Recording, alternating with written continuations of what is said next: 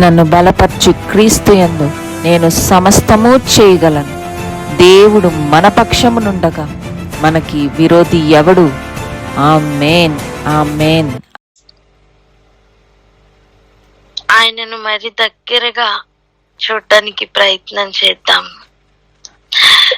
ఆమేన్. ఒక్క మాట చెప్పన, నిత్య జీవం అంటే ఏంటో తెలుసా? తండ్రిని కుమారుని ఎరుగుటయే నిత్య జీవం. చెప్పండి, ఏంటి నిత్య జీవం అంటే? తండ్రిని కుమారుని ఎరుగటి ఉండటయే నిత్య జీవం. Amen, amen. అలాగైతే ఆయనకి ఇంకా దగ్గరగా వెళ్ళి ఈరోజు ఒక విషయాన్ని చూసి వద్దాం. ఆయన ఇంకా ఎక్కువగా దగ్గరగా తెలుసుకోవడానికి ప్రయత్నం చేద్దాం. రండి వెళ్దాం. యోహాను సువార్త 19వ అధ్యాయం మొదటి 3 వచనాలు. యోహాను సువార్త 19వ అధ్యాయము మొదటి 3 వచనాలు చదువుతున్నాండి.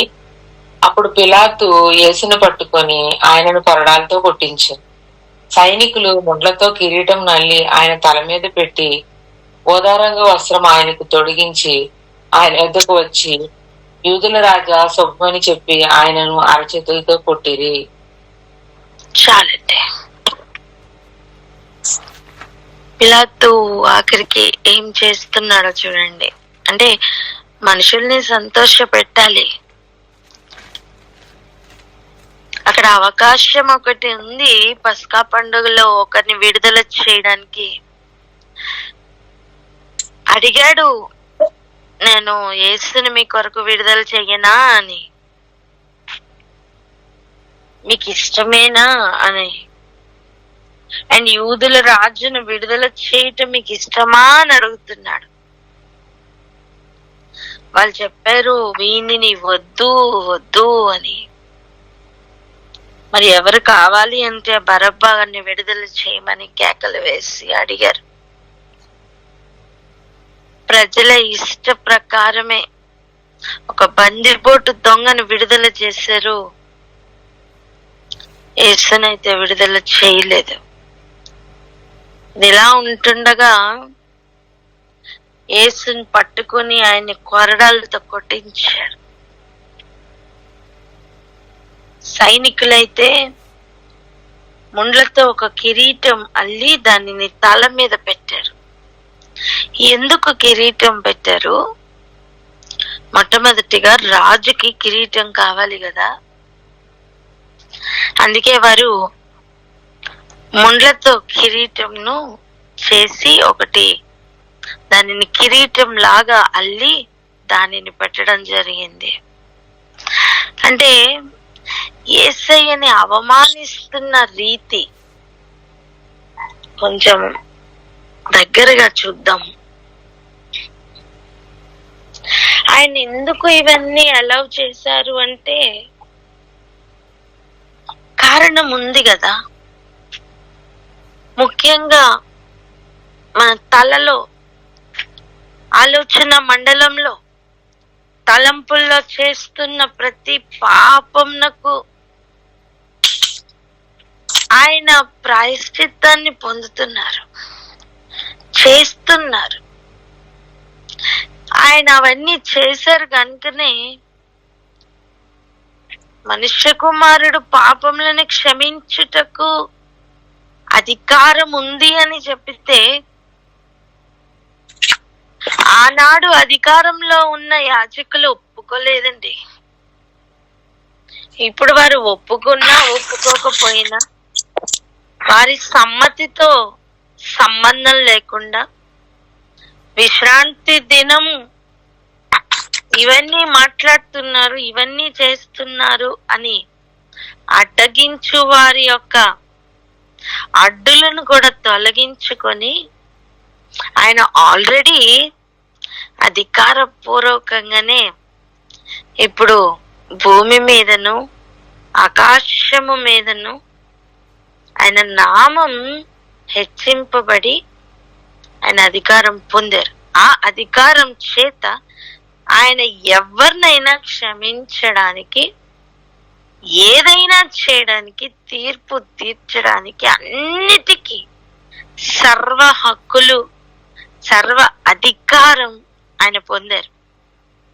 కానీ ఆ పొందుతున్న విధానం మాత్రం చాలా భయంకరం. తలంపుల్లో, ఊహల్లో కేవలం చెడ్డదానిని మాత్రమే ఆలోచించగలిగిన మనిషిని క్షమించడానికి ఆయన ఆ ఏరియాలో పొందుతున్న గొప్ప అవమానంను ఈరోజు మనం చూస్తున్నాం. ఒక యూదుల రాజు అని వాళ్ళు ఎగతాళి చేస్తున్న విధానం చూడండి. ఊదా రంగు వస్త్రం ఆయనకి వేసి ఆయన యొద్దకు వచ్చి ఇప్పుడు అంటున్నారు, యూదుల రాజా శుభం అని చెప్పి ఆయనను చేతులెత్తి నమస్కరించట్లేదు, చేతులతో కొడుతున్నారు, అరచేతులతో కొడుతున్నారట. ఆయన మీద చేయి వేస్తున్నారు. ఆయన వీపు మీద దెబ్బలు మాత్రమే కాదు, వారి కొరడాలు ఎలా ఉండేవో మనం వినే ఉంటాం, చూసే ఉంటాం. చాలా ప్యాషన్ ఆఫ్ ద క్రైస్ట్ అని ఇలా చాలా సీన్స్ వాళ్ళు చేశారు కదా. అది కొరడా వేసి లాగుతున్నప్పుడు మాంసం కూడా ఊడి వస్తూ ఉండేది. ఇవన్నీ ఇలా ఉంటుండగా ఆయన అరచేతులతో కొట్టడం ఒకసారి ఆలోచిద్దాం. ఆయన మనలో ప్రతి ఒక్కరి పేరుని అరచేతుల్లో చెక్కుకున్నారే, మనం అరచేతులతో కొడుతున్న అనుభవంలో ఉన్నాం. కొంచెం ఆలోచన చేద్దాం. ఏ ఏ అవయవాలతో మనం పాపం చేస్తున్నాము, ఏ అవయవాలతో ఆయన మనకి రక్షణ కలుగు చేస్తున్నారో కొంచెం ఆలోచన చేద్దాం. ఆయన చేతులు చాపితే ఆయన రెక్కల క్రింద ఆరోగ్యం ఉంది కదా.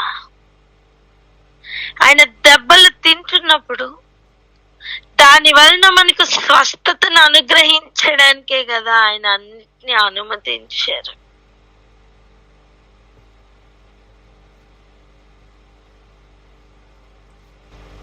ఒక్కసారి ఆలోచిద్దాం.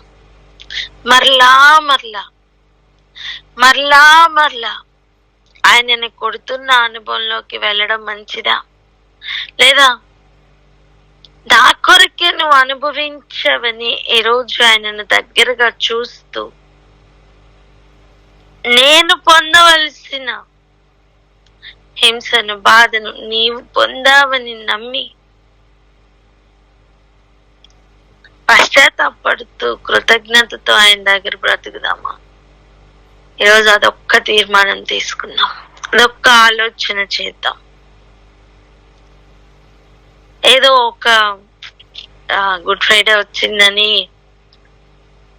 దాని గురించి ఆచారబద్ధంగా ఆయన శిలువను గురించి ధ్యానించుకుని మరలా సంవత్సరం దాకా మన ఓన్ పనుల్లో మనం తిరగడం కాదు.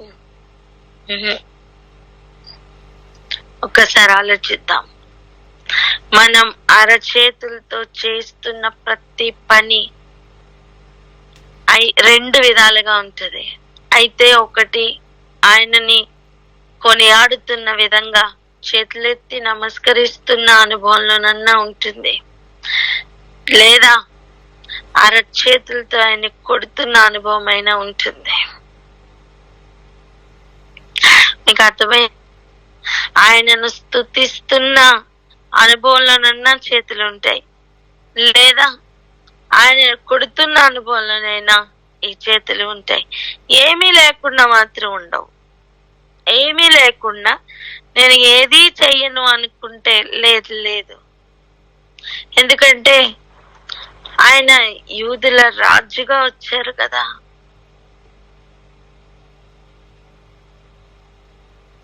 దేవుని రాజ్యం, పరలోక రాజ్యం సమీపించింది కనుక మారు మనస్సు పొందుడి. సో ఆ రాజ్యం దేంతో కనెక్ట్ అయ్యింది? మనస్సుతో కనెక్ట్ అయ్యింది, హృదయముతో కనెక్ట్ అయ్యింది. ఎందుకు చెవులను లోపరచలేకపోతున్నాం?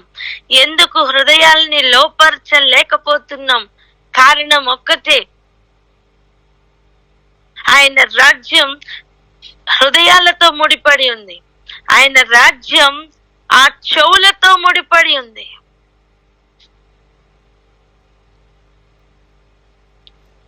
శరీర రీతిగా ఊదా రంగు బట్టలు వేసి అవమానిస్తున్నారండి. ఊదా రంగు బట్టలు రాజవస్త్రమునకు కదా సూచన.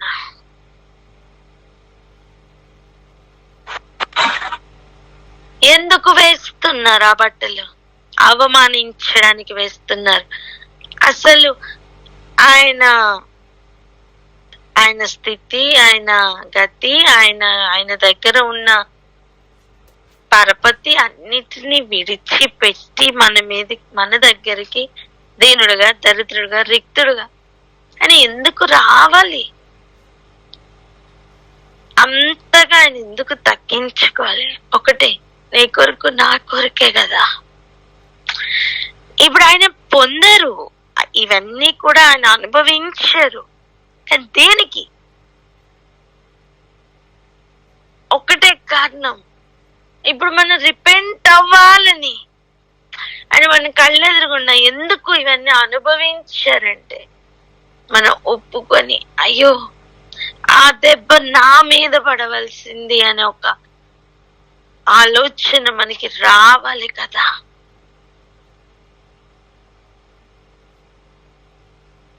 అలా కాకుండా ఏ పట్టింపు లేకుండా మనం యథావిధిగా మన జీవితంలో మనం కంటిన్యూ అవుతూ, మన అబద్ధపు జీవితం, మన కపటపు జీవితంలోనే మనం కంటిన్యూ అవుతుంటే, ఇదిగో మరలా మనం ఆయన తలంపులో పాపం చేస్తున్న ప్రతి క్షణం, ఊహల్లో మనం పాపం చేస్తున్న ప్రతి క్షణం ఆయనను మరలా ముండ్ల కిరీటం పెట్టి అవమానిస్తున్న వారమే. ఎందుకంటే ఆయన నామం పెట్టబడిన జనం గనుక. ఆయనను దూషణ పాలు చేస్తున్న జనాంగంగానే మనం ఉంటాం. ఆయనను మనం ఎన్ని విధాలుగా అవమానిస్తున్నామో తెలుసా? మనల్ని రాజులైన యాజక సమూహం అని ఆయన ఎన్నుకున్నారే, ఆశ్చర్యకరమైన వెలుగులోనికి ఆయన పిలుచుకున్నారే.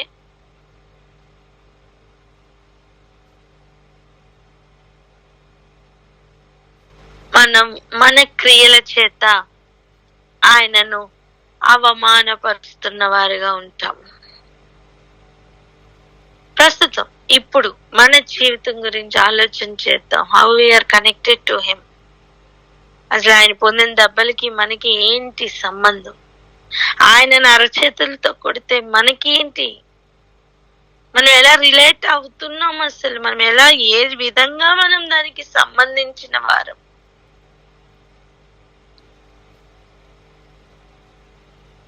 ఆయన రెక్కల్లో ఉన్న ఆరోగ్యం ఊరికేనే ఆయన ఏం మనకి ఇవ్వలేదండి. ఆయన దెబ్బలు పొంది మనకి స్వస్థత ఇచ్చారు. తలంపుల్లో నుంచి మనకి ఊరికేనే ఏం విడుదల చేయలేదండి. చెడ్డవాటిని ఆలోచించకుండా ఊరికేనే ఆయన ఏం విడుదల చేయలేదండి. ఆ ఏరియాలో ఆయన శ్రమ పొంది, ఆ ముళ్ళులు ఎంత భయంకరమైన ముళ్ళులో తెలుసా?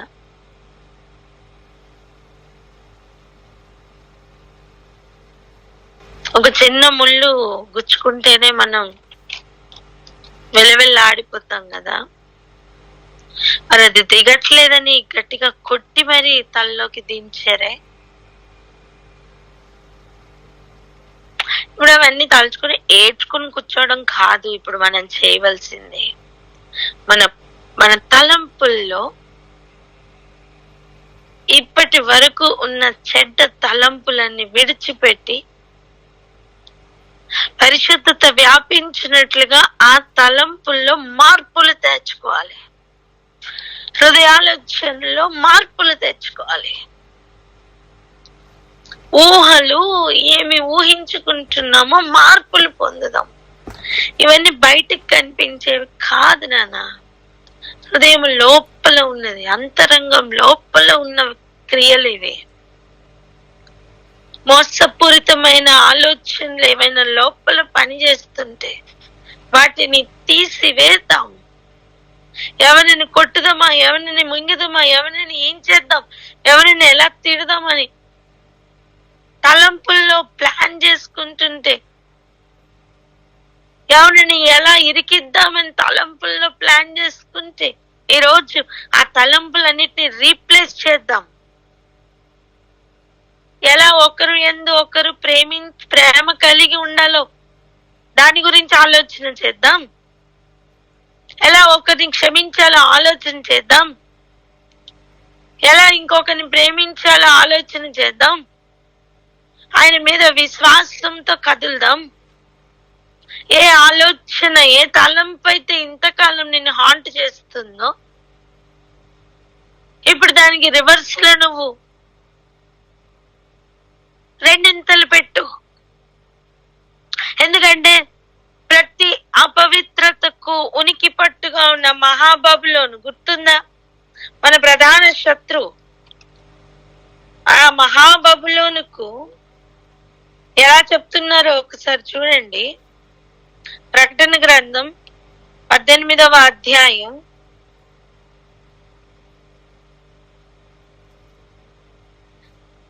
4, 5, 6 వచనాలు ఒకసారి చదువుదాం. చూడండి, 4, 5, 6, 18వ అధ్యాయం 4, 5, 6.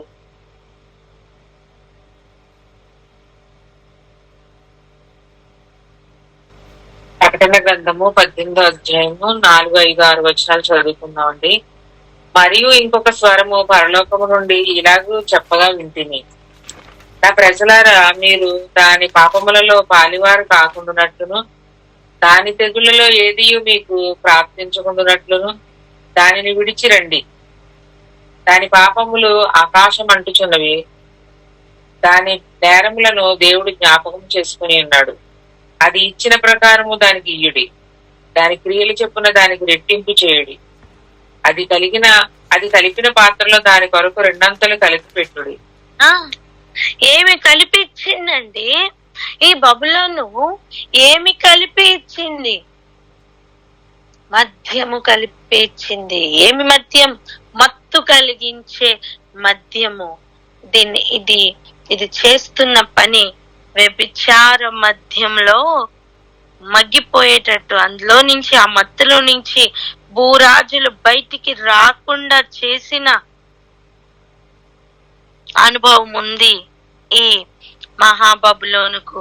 అది మనం అలంకార రూపకంగానే చెప్తున్నారు. చూద్దాం ఆ మాట కూడా. 2వ వచనం 17:2 చూడండి. భూరాజులు ఆమెతో వ్యభిచరించిరి, భూనివాసులు ఆమె వ్యభిచార మద్యములో మత్తులైరి. ఏంటి ఈ వ్యభిచారం? ఇది కేవలం ఇక్కడ మనం భూమి మీద చూస్తున్న వ్యభిచారం మాత్రమేనా? కాదు, అదొక్కటే కాదు. నువ్వు నీ తండ్రి లేదా నీ దేవుణ్ణి విడిచిపెట్టి ఆ స్థానం వేరెవరికి ఇచ్చినా అది వ్యభిచారమే. వేరొకరి తట్టు తిరగడం వ్యభిచారమే. భూరాజులు ఆమెతో వ్యభిచరించిరి, భూనివాసులు ఆమె వ్యభిచార మద్యములో మత్తులైరి. మత్తు ఏంటి? మత్తు ప్రభు మాట తెలియట్లే మత్తు, ప్రభు మాట గుచ్చుకోట్లే మత్తు, హెచ్చరిక రావట్లే మత్తు, భయం పుట్టట్లేదండి మత్తులో ఉంటే. కనీసం తీర్పును గురించిన భయం కూడా స్పృశించట్లే. అయిపోయింది. అది మత్తు. అమ్మో ప్రభు అడుగుతారనే భయం లేదు, మత్తు. చూడండి, అప్పుడు అతడు ఆత్మవశుడైన నన్ను అరణ్యం నాకు కొనిపోగా దేవదూషణ నామములతో నిండుకొని 7 తలలను 10 కొమ్ములను గల ఎర్రని మృగం మీద కూర్చుండిన ఒక స్త్రీని చూచి తిని. ఆ స్త్రీ ధూమ రక్త వర్ణం గల వస్త్రం ధరించుకొని బంగారంతోను రత్నములతోను ముత్యములతోను అలంకరింపబడింది. ఏహమైన కార్యములతోను తాను చేయుచున్న వ్యభిచార సంబంధమైన అపవిత్ర కార్యములతోను నిండిన ఒక సువర్ణ పాత్రను తన చేత పట్టుకొని ఉండెను. ఏం చేస్తుంది దాంతో?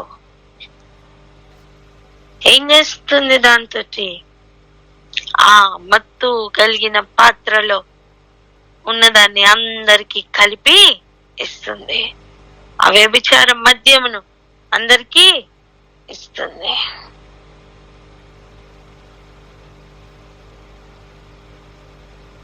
ఇది ఎవరో కాదు, ఏహమైన వాటికి తల్లి అయిన మహాబబులోను. ఏంటి బబులోను? బబులోన్ అంటే ఏంటండి?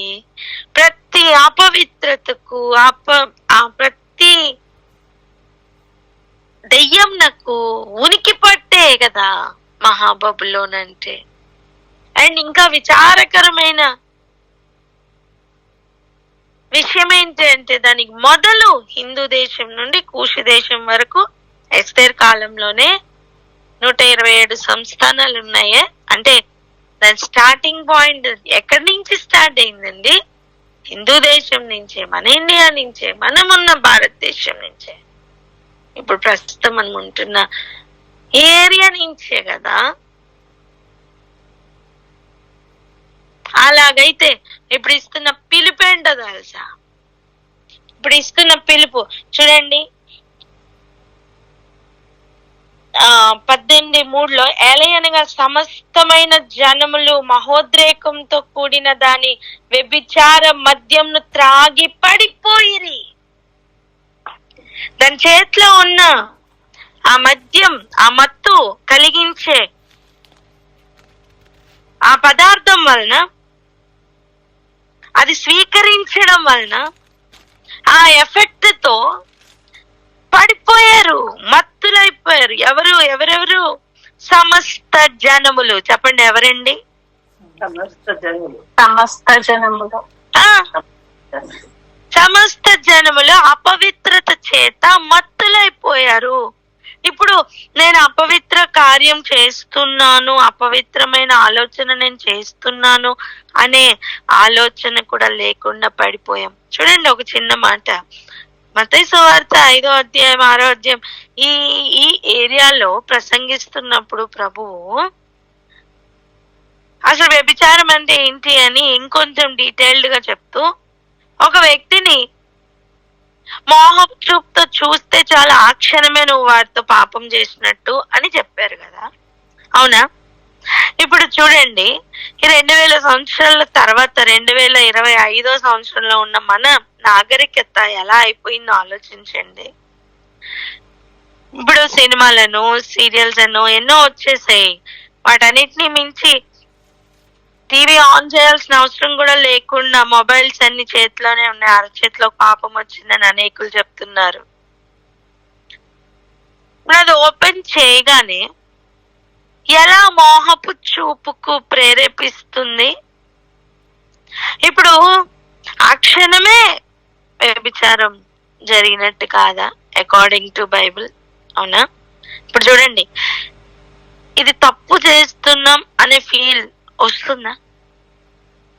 చిన్నపిల్లలు ఇంతకు ముందు కలిసి పేరెంట్స్ తో టీవీ చూస్తున్నప్పుడు ఒక చిన్న వేరే సీన్స్ వచ్చినప్పుడు భయమైనా ఉండేది కనీసం. ఇప్పుడు ఆ భయం లేదు. నేను ఏమంటున్నానంటే, మత్తులో ఉన్నవాడికి ఏం జరిగినా తెలీదండి. అలా ఎంతటి పాపం జరుగుతుంది అనే స్పృహ కోల్పోయాం.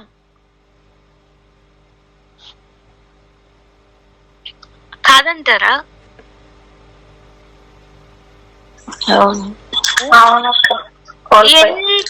ఎన్ని విధాలుగా ఒక వ్యక్తిని ఇబ్బంది పెట్టాలి, మోసం చేయాలి, ఇవే నేర్చుకుంటున్నాము. ఎలా చంపాలి, చచ్చిపోవాలి, ఇవే నేర్చుకుంటున్నాము.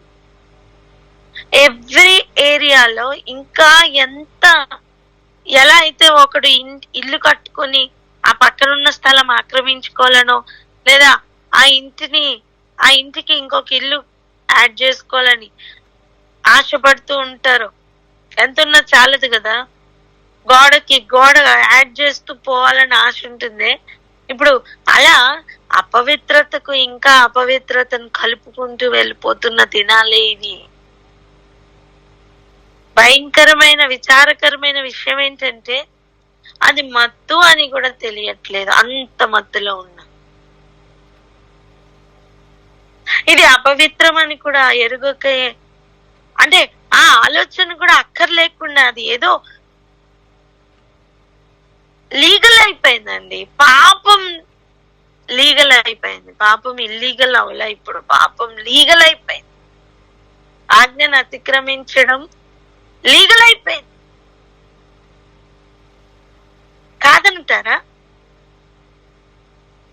ఎందుకు ఇలా అవుతుంది? ఒకటే కారణం, భూజనులందరూ, సమస్త జనులు ఆమె వ్యభిచార మద్యం తాగి పడిపోయారు, మత్తులో ఉన్నారు. భూరాజ్యులు దానితో వ్యభిచరించారు, భూలోకమందరి వర్తకులు దాని సుఖభోగముల వలన ధనవంతులైరి. ఈ ఆఫర్ యేసు ప్రభుకి ఇస్తే యేసు ప్రభు రిజెక్ట్ చేశారు. ఏ ఆఫర్?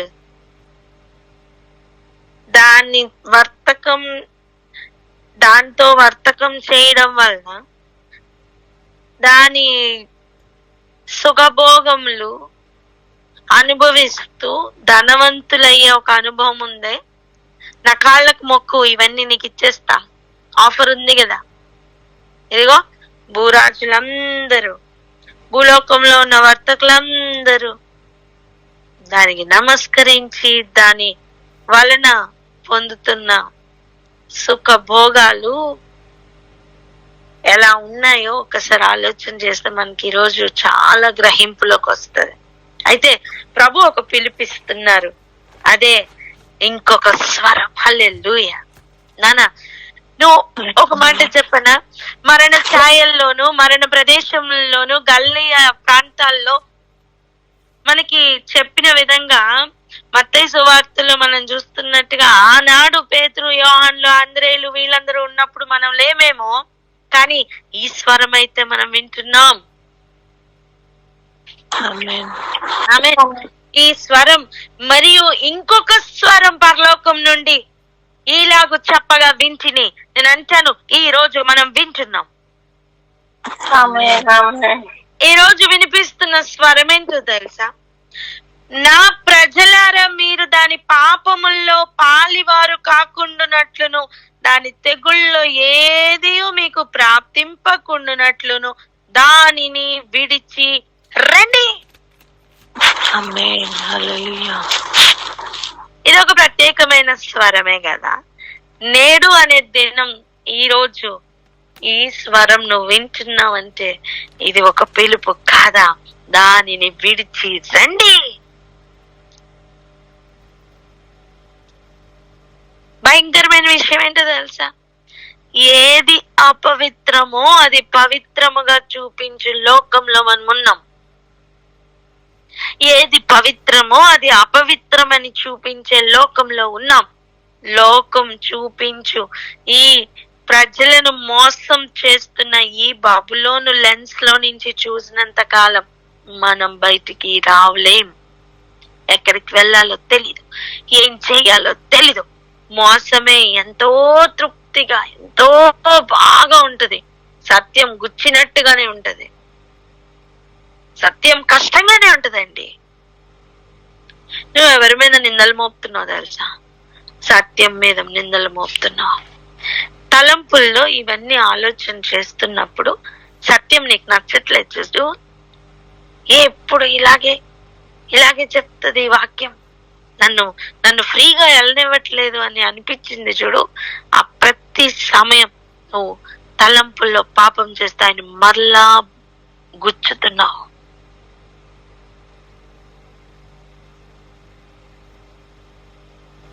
మొబైల్లో మనం పాపం చేస్తున్న ప్రతి క్షణం ఆయనని అరచేతులతో కొడుతున్నాం.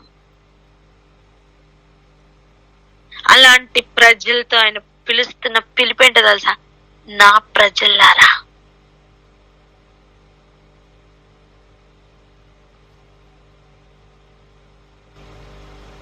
ఈ సైనికులు ఇలా అరచేతులతో కొడుతున్న సమయం ఆయన శిష్యులు ఎక్కడున్నారండి? బయట ఎక్కడ వారు అక్కడ చెదిరిపోయి ఉన్నారు. హృదయాలన్నీ వికారం అయిపోయి ఉన్నారు. ఒక చిన్న పిల్ల వచ్చి నేను ఏసుతో చూశాను, నువ్వు ఆయనతో ఉండేవాడివే కదా అంటే, ఆయన ఎవరో నాకు తెలీదు, ఆయనకి నాకు సంబంధం లేదు అని చెప్పి తన్ను దాన్ని శపించుకుంటున్న భయంకరమైన అనుభవంలోకి వెళ్ళిపోయారండి. సైమిల్టేనియస్ గా బయట.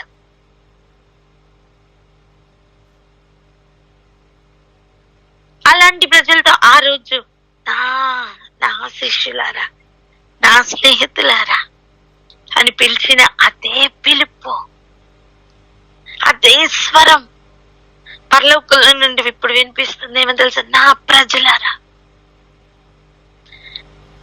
హలో, ఆయన ప్రజలుగా బ్రతుకుతున్నామని ఆయన నా ప్రజలారా అని పిలవట్లా. మీకు అర్థమైందా? ఆయన ప్రజలుగా లేని సమయమే, మధ్యలో ఉన్న సమయమే, ఏం జరుగుతుందో కూడా తెలియకుండా అలా వెళ్ళిపోతున్న, ఎటు పడితే అటు వెళ్ళిపోతున్న ఆ సమయమే ఆయన పిలుస్తున్న నా ప్రజలారా అని.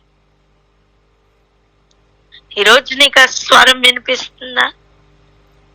నీకు ఆ స్వరం నువ్వు ఎట్లా పడితే అట్లా వెళ్ళిపోతున్న ఈ సమయం, ఈ స్వరం వినిపిస్తున్న నన్నే అనిపిస్తుందా? అయితే ఆయన తట్టు తిరుగు.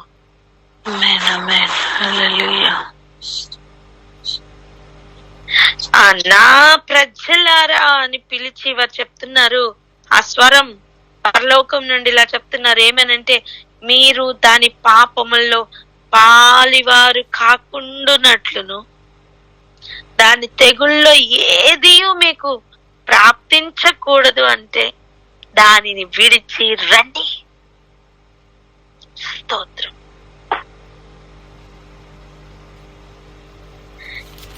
ఈ స్వరం వినపడితే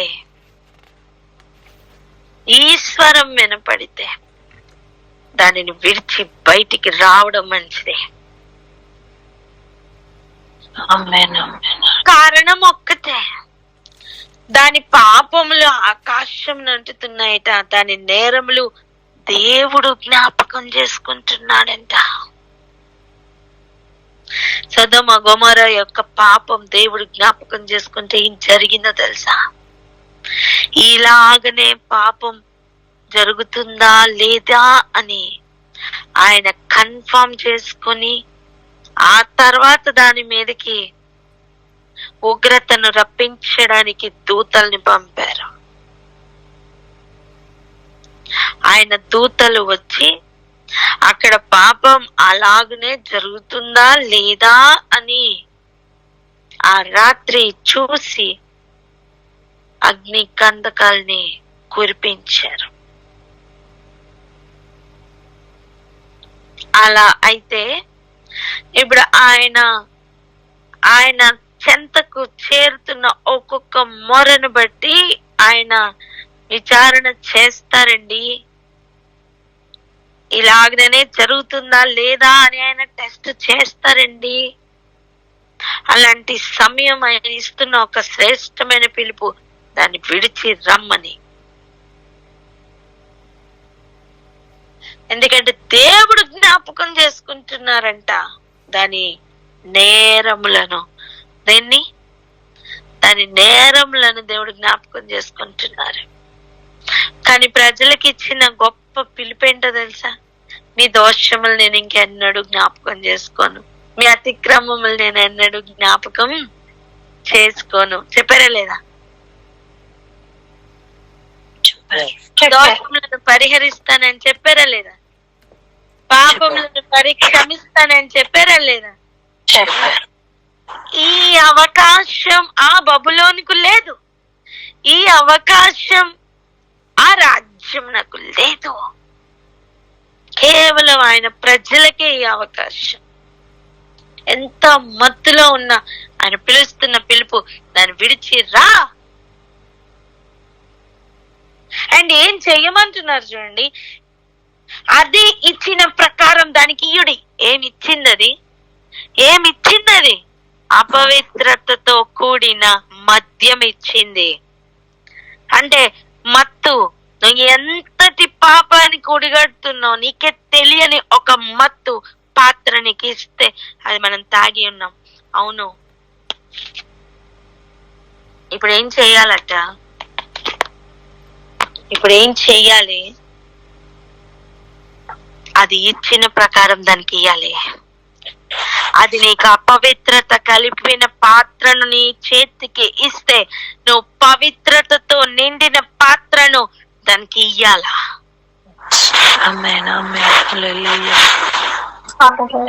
నిన్ను నీ పరిశుద్ధతలో నుంచి తొలగించాలని దేవుడు పిలుస్తున్న ఆ వెలుగులోనికి నువ్వు రాకుండా నువ్వు చీకట్లో ఉండిపోవాలని, నిన్ను ఇంకా చీకట్లో, ముందున్న పాపం కంటే ఇంకా భయంకరమైన పాపంలోనికి నిన్ను లాగుతుంది. ఒక్కసారి ఈరోజు తెలుసుకో, చూడు, ఏ పరిస్థితిలో ఉన్నావో చూసుకో. ఒక మాట చెప్పనా, చిన్న కుమారుడు తండ్రి దగ్గర ఉన్నప్పుడు పాపంలోనే ఉన్నాడు.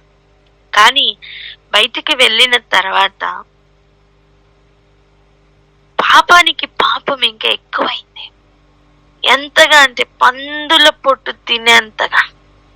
ఏంటండి పందుల పొట్టు? అసలు పందేంటి? అపవిత్రతకు ప్రత్యేకగా నిలబడుతుంది పంది. ఇక దాని ఆహారం. ఒక మాట చెప్పనా, యేసయ్య అంటారు, నా తండ్రి చిత్తం చేయటే నాకు ఆహారం అని. అప్పుడు అపవాది చిత్తం చేయటే కదా పందికి కూడా ఆహారం. ఇప్పుడు ఆ ఆహారం తింటున్నప్పుడు, ఆ పొట్టు తింటున్నప్పుడు అప్పుడు గుర్తొచ్చింది, నేనేంటి ఇక్కడ ఉన్నానని. చూసుకున్న మరుక్షణం అందులో ఉండిపోకుండా బయటికి వచ్చాడు. చూస్తారా? హల్లెలూయా. ఇదిగో ఈరోజు అలా ఎంతటి పాపంలో ఉన్నా, ఎంతగా కూరుకుపోయి ఉన్నా, ఆ ఉన్న స్థితిని ఒక్కసారి చూసుకుంటే ఆ కంపు వాసన ఎలాంటిదో అర్థమైతే, చిచ్చి నేను ఎలా ఉండాలి, ఎలా ఉన్నానని ఒక్క విషయం అర్థమైతే, ఎంతగా కూరుకుపోయినా సరే బయటికి వచ్చేట సాధ్యం. అలా బయటికి వచ్చి చేయవలసిన పని. ఇప్పుడు పందికి మంచి వాసనతో, రుచి కలిగిన వాసనతో తీసుకుని వెళ్ళి మంచి బిర్యానీ పెడితే తింటదా? తిందు. పరిశుద్ధమైనది ఏదైనా దానికి ఇష్టం ఉండదు.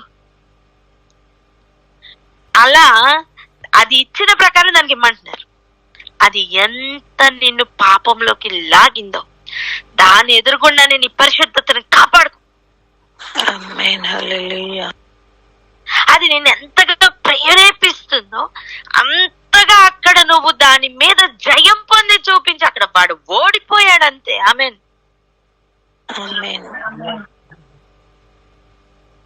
దాని క్రియల చొప్పున దానికి రెట్టింపు చేయుడి. ఏంటండి దాని క్రియలు? అపవిత్రమైన క్రియలు. అది కలిపిన పాత్రలో దానికి రెండింతలు కలిపి పెట్టుడి. ఒకటి చెప్పన, దానికి రెండింతలు కలిపి పెట్టడం ఏంటో, నీ తలంపుల్లో ఇలా చేద్దామని ఆలోచనలు పుట్టిస్తాడు. చూసావా? నీ ఊహల్ని కరప్ట్ చేసి ఇలా చెయ్యి అని ఊహించుకోవడానికి కూడా వాడు కబ్జా చేశాడు. చూసావా? ఆ ఏరియా నుంచే స్టార్ట్ చేయి. వాక్యంతో కలుపు. వాడు అక్కడ ఓడిపోతాడండి. నేను ఎంత ప్రయాసపడ్డా వ్యర్థమైపోయిందా అని. Let him lose his hold on you. ఆమేన్.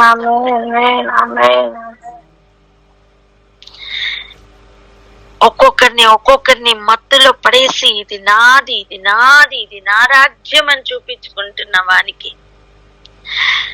నీ పవర్ దాని మీద లేదని చూపించాలి.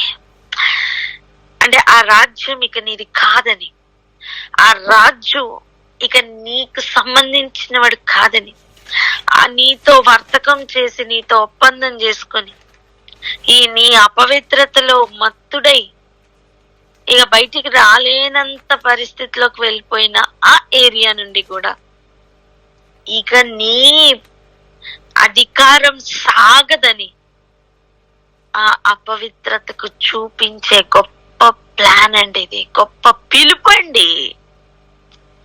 ఇలాగూ పిలువగా వింటిని, ఇలాగూ చెప్పగా వింటిని అంటే ఆ స్వరం ఏం చేస్తున్నారు? పిలుస్తున్నారు. ఏమని? రండి. అప్పుడు చెప్తున్న మాట దానికి రెండంతలు కలిపి పెట్టమంటున్నారు. ఎప్పుడు ఈ మత్తులో ఉంటామో మనం అరచేతులతో కొడుతున్న అనుభవంలోనే ఉంటాం. విషయం ఏంటి తెలుసా? మనం అపవిత్రతలో ఉన్నంత వరకు ఆయనని కొడుతున్న వారమే. మనం పరిశుద్ధతలోనికి రానంత వరకు ఆయనని మనం అరచేతులతో కొడుతున్న వారమే. మనం కోపోద్రేకంతో మన శరీర ఇచ్ఛలతో మనం రగిలిపోతున్నంత వరకు మనం ఆయనకు ముళ్ళ కిరీటంను మరలా పెట్టి కొడుతున్న వారమే. ఈ అన్ని ఏరియాల్లో ఎక్కడెక్కడ చెప్పండి. ఒకటి ముళ్ళ కిరీటం అంటే తల ఏర్లు, ఊదా రంగు వస్త్రం అంటే మొత్తం ప్రతి అవయవం కవర్ అయ్యే వస్త్రం. మనం వస్త్రాలు నీతి క్రియలు నేర్చుకున్నాం, గుర్తుంది కదా. తర్వాత అరచేతులు అంటే చేతులతో చేసే ప్రతి కార్యం. ఈ అన్ని ఏరియాల్లో ఇప్పటి వరకు ఉన్న విధంగా కాకుండా అపవిత్రత కలిగించే విధంగా వస్తున్న ప్రతి దానికి కూడా రివర్స్ లో ఎలా పెట్టాలో ప్రభు నేర్పిస్తుండగా అలాగ పెడుతూ పరలోకం నుండి వస్తున్న స్వరంను వింటూ ముందుకు కొనసాగితే పని అయిపోద్ది. ఆయన పొందిన దెబ్బలకి, ఆయన ఆ దెబ్బల్లో నుంచి సంపాదించుకున్న ఆయన సైన్యం చేస్తున్న కార్యాలు ఆయనకి అక్కడ పుట్టించిన బాధ ఎలా ఉందో కానీ ఇప్పుడు ఆయన గర్వంగా నిలబడాలండి. ఊదా రంగు వస్త్రము ధరింప చేసి యూదుల రాజుని ఎగతాళి చేస్తున్న ఏరియాలో రాజులైన యాజక సమూహం నిలబడితే ఆయన గర్వంగా నిలబడాలి. ప్రతి ఒక్కరి గురించి అలా చెప్పాలని ప్రభు ఆశపడుతున్నారు తెలుసా. అపవాది అయిన వాడు ఇటు అటు తిరుగుతూ ఆయన వస్తే ఆయన అడుగుతున్నారు, వచ్చా? భూమి మీద నుంచి ఇటు అటు తిరిగి వచ్చానయ్యా. యోబు నా సేవకుడు చూసావా? కాళ్ళు ఎగరేస్తూ గర్వంగా మాట్లాడుతున్నారండి ప్రభు. నేను చెప్తున్న గర్వం వేరు, నాశనానికి ముందు నడిచే గర్వం కాదు. పౌలు గారు చెప్తారు చూసారా, ప్రభు ఎదుర్కొన్న నా అతిశయ కారణం మీరు, మీ అతిశయ కారణం నేనని. ఆ అతిశయం నేను చెప్తున్న ఆ అతిశయ గర్వం గురించి. తల్లిదండ్రులు పిల్లల్ని చూసి వాళ్ళు గొప్ప ఉన్నతమైన స్థానంలోకి వచ్చినప్పుడు గర్వంగా ఫీల్ అవుతారు. ఆ ఫీల్ గురించి నేను చెప్తున్నా. ఏ మత్తులో పడేయాలని అపవాది ట్రై చేస్తుంటే, ఏ మత్తును చుట్టూ పెట్టి, ఏ సుఖభోగాలన్నీ చుట్టూ పెట్టి ఉంటే ఆ ఏరియాలోనే నువ్వు పవిత్రతను కాపాడుకుంటున్నావు. పవిత్రతను లోపల నుంచి బయటికి తీసుకుని వస్తుంటే అక్కడ వాడు అట్టర్ ఫెయిల్యూర్.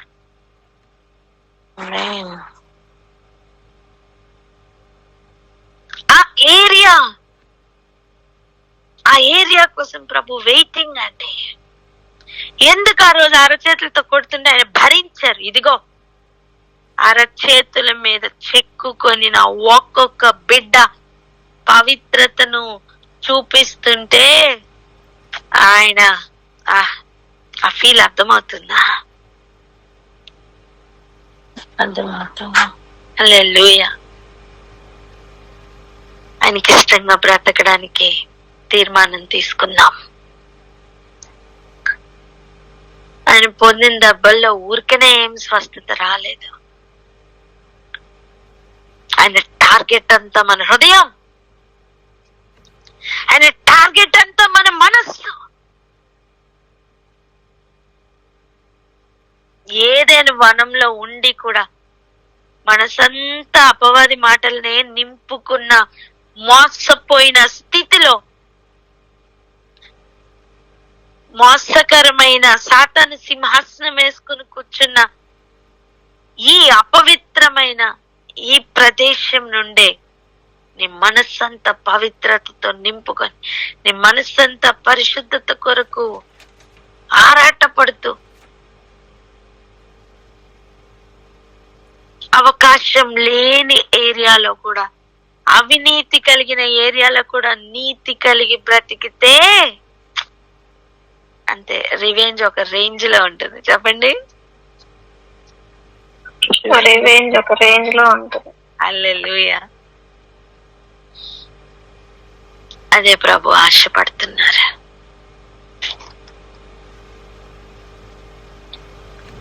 ఆయన అరచేతులతో కొడుతుంటే ఊరికనే కొట్టించుకోలేదు నాన్న.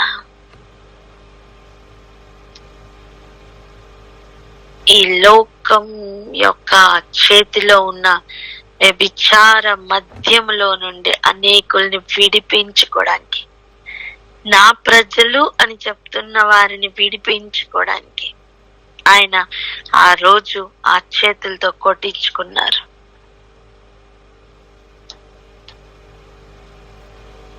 ఈ రోజు ఈ స్వరం నీకు వినపడుతుంటే, ప్రాయశ్చిత్తం ఏం చెయ్యాలో ఈరోజు నీకు అర్థమైతే, ఆ చిన్న కుమారుడు రిటర్న్ వచ్చి ఒకటే అడుగుతున్నాడు, నీ సేవకుల్లో ఒకనిగా నేను ఉంటానయ్యా అని అడుగుదామని వచ్చాడు. అలాంటి హృదయంతో ఆయన వద్దకు వస్తే చాలు. ఏ స్థితిని మనం కోల్పోయామో జ్ఞాపకం చేసుకోగలిగితే చాలు.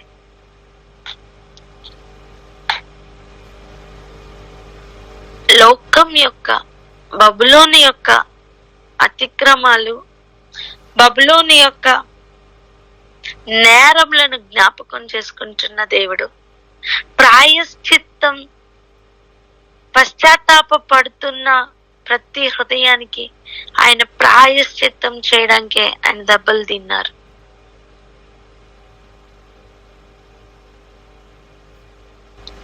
ఇక ఎన్నడూ జ్ఞాపకం చేసుకోను అని మనతో చెప్పారు.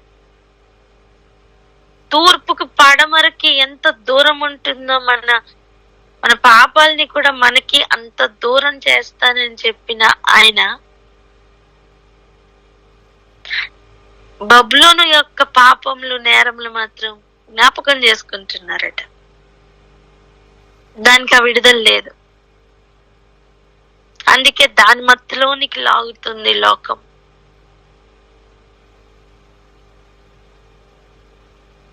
కలగబోతున్న దాన్ని గ్రహించి, జరగబోతున్న దాన్ని గ్రహించి, ఆయన చేసిన ఉన్నతమైన కార్యం ఎటువంటిదో ఈరోజు గ్రహించి, ఆయనను నీ హృదయంలో రాజుగా ఒప్పుకుంటావా? అర్థం, ఆయన నీతి తప్ప ఇంకేది నెరవేర్చొద్దు, ఆయన చిత్తం తప్ప ఇంకేది నెరవేర్చొద్దు. అలాంటి స్థితిలోకి వెళ్ళడానికి ఈరోజు తీర్మానం తీసుకుందాం. ప్రభువు నడిపించును గాక. ఆమేన్, ఆమేన్, ఆమేన్.